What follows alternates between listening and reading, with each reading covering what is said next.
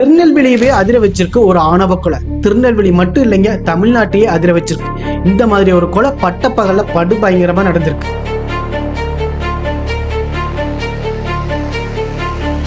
கடந்த 27ஆம் தேதி அன்னைக்கு பாளையங்கோட்டை காவல் நிலையத்துக்கு ஒருத்தர் சரணடைகிறார்.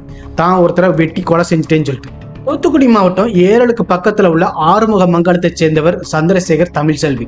இவங்களோட மகன் தான் கவின். இவர் சென்னையில உள்ள ஒரு ஐடி கம்பெனில வேலை பார்த்துட்டு இருக்கிறார். இவர் நெல்லை பாளையங்கோட்டையில உள்ள கேடிசி நகர் பகுதியில் உள்ள சரவணன் கிருஷ்ணகுமாரி அவங்களோட மகளை தான் லவ் பண்ணிட்டு வந்திருக்கிறாரு.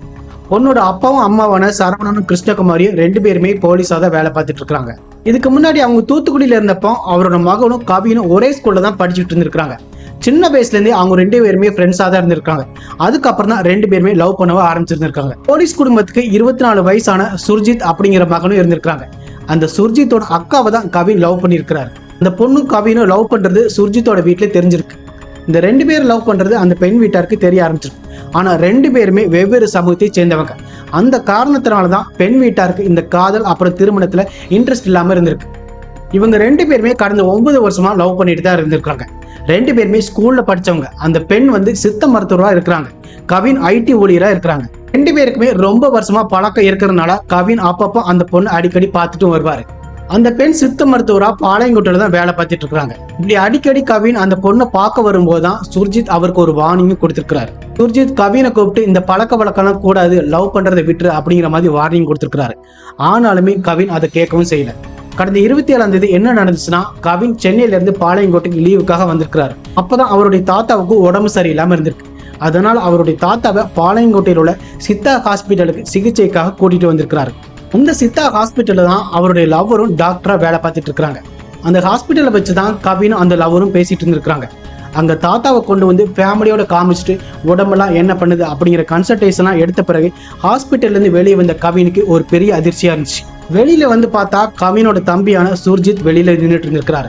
அப்போ சுர்ஜித் கவின் கிட்ட உங்ககிட்ட பேச வேண்டியிருக்கு, என்னோட 2 வீலர்ல ஏறு அப்படிங்கிற மாதிரி கேட்டிருக்கிறாரு. அதுக்கு கவினும் அவரோட 2 வீலர்ல ஏறி போயிருக்கிறாரு. அடுத்த 10 நிமிஷத்துல என்ன நடக்க போகுதுன்னு தெரியாம கவின் அவர் கூடயே போயிருக்கிறார். ஒரு இடத்துல வச்சு 2 பேருக்கு வாக்குவாதம் போயிருக்கு. அப்போ தான் மறைச்சு வச்சிருந்த அரிவாளை கொண்டு கடுமையா தாக்கியிருக்கிறாரு. கவினோட கை, காலு, கழுத்து எல்லா இடத்துலயுமே தாக்கியிருக்கிறாரு. அதனால ரத்த வெள்ளத்திலேயே அப்படியே அந்த இடத்திலேயே உயிரிழந்துட்டார். கவின் அந்த இடத்துல இறந்த பிறகு சுர்ஜித் போலீஸ் ஸ்டேஷன்ல போய் சரணடையும் செஞ்சிருக்கிறார்.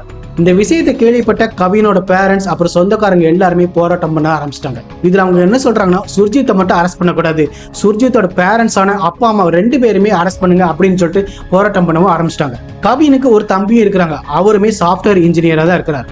கவினோட அம்மா டீச்சரா இருக்கிறாங்க. கவினோட அப்பா ஒரு விவசாயியா இருக்கிறார். இவங்க 2 பேருமே வெவ்வேறு சமூகத்தை சேர்ந்தவங்கிறதுனால இந்த கொலை ஒரு ஆணவ கொலை அப்படிங்கிற மாதிரி தான் இருக்கவும் செய்யுது. கொலைக்கு கவினோட பேரண்ட்ஸ் என்ன சொல்றாங்கன்னா, இந்த கொலைக்கு சுர்ஜித் மட்டுமே காரணம் கிடையாது, சுர்ஜித்தோட பேரண்ட்ஸ் தான் சுர்ஜித்தை தூண்டி விட்டு அவர் கொலை பண்ண வச்சிருக்கணும் அப்படிங்கிற மாதிரி சொல்றாங்க. கவினோட பாடியை போஸ்ட்மார்ட்டம் பண்ண பிறகு அவரோட பாடியை வாங்க முடியாதுன்னு சொல்லிட்டு அவரோட பேரண்ட்ஸும் அவங்களோட சொந்தக்காரங்களும் போராட்டம் பண்ணவும் ஆரம்பிச்சாங்க.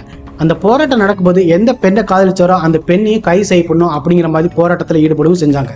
இதுல மொத்தமாவே சுர்ஜித்தோட பேரண்ட்ஸ் அப்புறம் அந்த பெண்ணையுமே கைது செய்யப்படணும் அப்படிங்கிற மாதிரி கவினோட பேரண்ட்ஸ் போலீஸ் கிட்ட கேட்கவும் செஞ்சிருக்காங்க. இந்த கொலைக்கும் அவங்களுக்கும் தொடர்பு இருக்கா இல்லையான்னு சொல்லிட்டு போலீஸ் விசாரிக்கவும் செய்ய ஆரம்பிச்சிருக்காங்க.